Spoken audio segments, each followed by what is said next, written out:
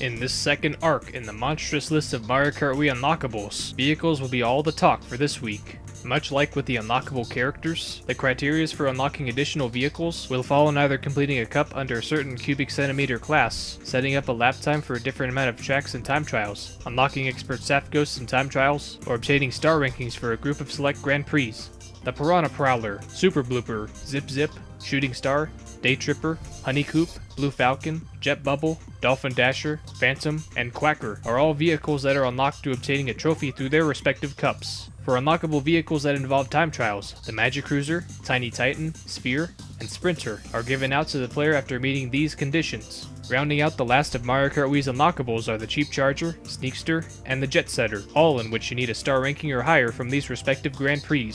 With all these characters and vehicles now at your disposal, you may ask yourself which of these combinations of drivers and vehicles will go hand in hand for my needs. An easy answer to the solution is the bikes, mainly with inward drifting mixed with a heavyweight that will bring up top speed.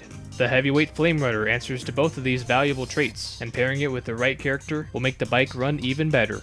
Pairing the Flame Runner with Funky Kong will add to the already high top speed stat, while others can make alternative improvements on the bike, with examples being Waluigi in helping out the Flame Runner's acceleration. On the flip side for karts, look for a solid balance between speed and handling in order to make full advantage of the Super Mini Turbo. Rosalina with the Honeycoop, Daisy with the Wild Wing, and Baby Peach with the Mini Beast are all solid combinations for a viable option for racing with 4 wheels. Certain karts with specific drivers may not suit everyone's racing style, so it is best to keep experimenting with different combinations in order to find the one that best meets your on-track needs.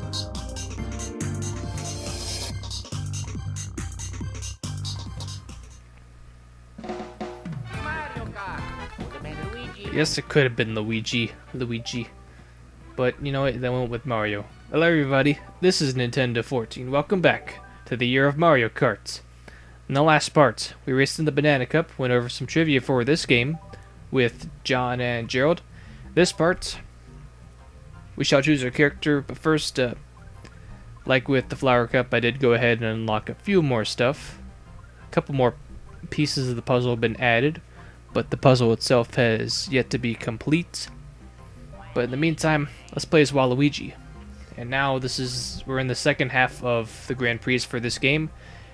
We had 4 Grand Prix to feature the karts, and now we're going to move on to the bikes throughout the rest of the duration for the playthrough of this game.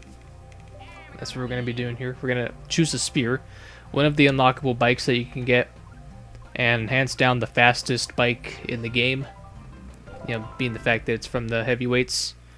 Yeah, we'll take that to the Star Cup. The Sphere it has the most speed, but it is very poor in all stats all around, and that you may struggle to get the bike to handle. So do keep that in mind when you do select this bike.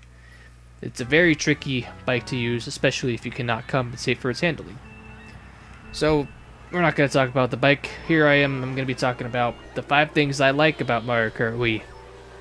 I'm able to muster a list of just these 5 things that I really enjoy, and some of these they'll explain the roles in this and there, and that there's some things in this game that other games in the series might not have done, and I gotta tip my cap off to this game. I mean, I did trash this game quite passionately in the dislike list, but you know what, now we gotta counteract that with the like list. So without further ado, let's go over the number 5 thing I don't like. We're over that. The number 5 thing I like about Mario Kart Wii, and that's going to be the fan-made mods and all the tracks. Sadly, there's no character mods or anything like that. Maybe we're not there yet in being able to create our own characters, but the tracks and maybe some other mods like texture mods really goes to add towards the legacy that this game would leave behind. If you guys are able to, I think you only do this on the original Wii. It won't work on the Wii U because of how the firmware for the Wii U works. But if you're able to install the homebrew channel onto the Wii, and get everything working, then the extra tracks and the extra features can really spice up your Mario Kart Wii experience. Get extra tracks, like say if you get bored of the official 32 tracks, then you also got hundreds. I think that's the right number, but just a good large selection of modded tracks that are there for you to play. And because the Nintendo Wi-Fi service shut down not too long ago, about 3 years ago, you can use this mod to actually mod it so that way you can play Mario Kart Wii online again. So if you still got buddies that still play this game, then you got that. So with such dedication to this game, we're able to keep this game going and going long and strong. Just like with Super Smash Bros. Melee, there's a big community for that game, and you know what? There's a big community for this game. Because if I haven't mentioned this already, the community, the competitive community for Mario Kart Wii is still going strong. There's plenty of tournaments out there that use mods to still have online competition, and it really brings a smile to my face seeing competition for Mario Kart. I think you know, going forward, I'd love to see that take off and, you know, see Mario Kart become a competitive racing game. So that's my thing for the number 5 thing on this list for my like list for Mario Kart Wii, and the fan-made mod tracks, the fan-made tracks, and all the mods that you can have for this game. All right, moving on to number 4. That's gonna be the Wii Wheel motion controls. Yeah, I got a good kick out of using the motion controls. I mean, it's not that by no means it's my primary controller to go by. That obviously goes to the nunchuck and the Wii Remote combo, because you know, the button layout there is just the best out of all of the controls. But then again, the Wii Wheel just has that, but instead of using conventional buttons or D-pads to steer the cart, you use the motion controls and tilt the Wii Remote sideways, and you tilt it sideways, left or right. Now the neat thing I think you should consider with the Wii Wheels, that just about every release of Mario Kart Wii, you get this Wii Wheel bundled, and you also get a nice box too that packages everything, the Wii Wheel and the game included. I mean, no other game on the Wii's library can really show you that, hey, you buy the game, you also get this. And so also, it can be a pretty fun challenge to get around in certain tracks with the Wii Wheel. Like, can you imagine, I don't know, using the Wii Wheel for, say, for the later cups, like even this cup, the Star Cup. There's some pretty tricky tracks, and maybe there's certain people that can get a good kick out of the Wii Wheel, and I know there's plenty of people that really enjoyed the Wii Wheel, and there's plenty of people out there online that use the Wii Wheel as their primary way to play Mario Kart. So I'm glad that we stepped up in our way to play Mario Kart. And yeah, I guess before the Wii Wheel we did have actual steering wheels that you could plug into the system and play that way, but using this Wii Wheel, it does make things a lot easier if you do want to play Mario Kart with an actual wheel. That's all I got for number 4 in the Wii Wheel and motion controls. Let's go over to number 3. That's going to be the manual drifting, power sliding, the new way to power slide. I'm not shining the light on the automatic drifting. That, I think, didn't need to be its own drifting thing. I think they could have merged perfectly fine like they did in Mario Kart 7 and Mario Kart 8. But getting to the manual drifting, I think this new way of drifting in Mario Kart it fixed a lot of great things.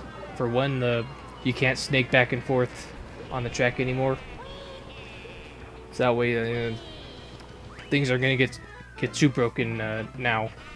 That, and to power slide like you did in Double Dash and Mario Kart DS, it puts a strain on my thumb, and it can be quite painful to do that constantly. So like after long play sessions of, say, Double Dash or DS, my thumb could get pretty sore. So to have a new drifting mechanic that complements your thumb and it's not gonna make it sore, all you gotta do is kind of move the control stick here and there to situate the drift. That makes things so much easier. And so I'm glad to see that this is the drifting mechanic, the new drifting style that we're gonna have going forward for Mario Karts. It carries over to the future Mario Kart games. So we're going right down the list. And also, before I go into the next entry, with the karts, it works even better in that it complements the different levels of drift pretty well. In that you can adjust your drift so that way you can get that yellow drift. That's always fun to do so. Okay, so that's all I got for number 3, the drifting. The new drifting that's going to be going here on out to the current Mario Kart title as of this year, Mario Kart 8 Deluxe. So, number 2 on the list of things I like about Mario Kart Wii is the online mode and all the enhancements that it brought. Previously in Mario Kart DS, all we had was we could only play with up to 4 players, and a lot of things were really restricted, like say objects on track weren't interactable, you cannot hold items. All that was uplifted here in Mario Kart Wii. You can do all that. You can interact with stuff on the track, and they also tripled the amount of players that you can play online, from 4 all the way to 12. And whether Wii U or whether Nintendo system can you say that you can play you can play with that many players? You can't do that with Smash Brothers. You can only get just as much up as you did with the Mario Kart DS. So yeah, because of how many players you can play with in Mario Kart Wii, it makes the definitive game to play on a Nintendo system where you have more than 4 people. Like you have 8 people or so that you want to play a game with. This is a really great option if that's the case. And also the VR system is also amazing. It's a really awesome, simplified way of collecting experience from playing online. Then I think it just opened the door on how experience should be distributed for later games. Maybe Splatoon in 2015, Splatoon it carried over more traditional ways, but just a unique thing about the VR system for the Mario Kart games is that you can depending on how good you do, the more VR you get. Then again, the one side on Splatoon's ranking system, for the rank battles, they did use that, but on the other side they used the more traditional way of ranking up. But I just like that. I like seeing when I do good, then my VR, like the numbers of my VR just go up, and it could be fun to grind race after race after race to get a good chunk of VR, especially for games going forward, like Mario Kart 8. But for this game, it doesn't feel as rewarding, but because I think you can only go up to a maximum of 9,999 VR, as opposed to Mario Kart 8, where you can go to, I think it's 99,999. So yeah, a lot to go over, and the VR can be a little stingy. Like say if you do finish poorly enough in Mario Kart Wii, like say if you have a really high VR in a room with not that much VR, then you will take a dip in VR. But for those races where you're paired up with players with similar VR to yours, then it can be quite fun to get the race on top of those other racers and then rack in the VR. And then just watch it go to a high number, so you can brag about it to everybody in the lobby and to your friends. So that's a pretty good lengthy description on the number 2 thing I like about Mario Kart Wii. And now, the number 1 thing I like about Mario Kart Wii, ladies and gentlemen, is going to be the character roster. What a strong, powerful character roster this game had. I think if you were to ask any Mario Kart fan what would be the best character roster, then hands down this one. I mean, maybe you can argue that Mario Kart Double Dash has a pretty good roster, but this one takes it to another level in that it's got more characters than it does in Double Dash, where Double Dash you only had about 20 or so. This one has 24. And they needed that many characters because there's 12 racers out on screen, which did I ever mention that part? and that's so you can race with up to 12 players. If not, then what am I doing? This is the defining moment in going forward with these Mario Kart games, is that you can have 12 different guys going at it for the win. But anyways, going back to what I was saying, the strong character roster. There are a lot of popular characters that you can play as in Mario Kart Wii, and a lot of them, a lot of Mario Kart fanatics would love to see be brought back, like Diddy Kong and Funky Kong.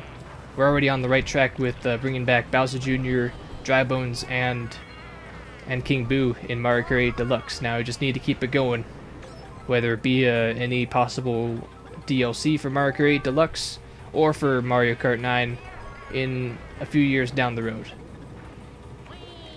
So yeah, for once I actually got my list done pretty early. I didn't have to spend extra time in getting my description to the list done.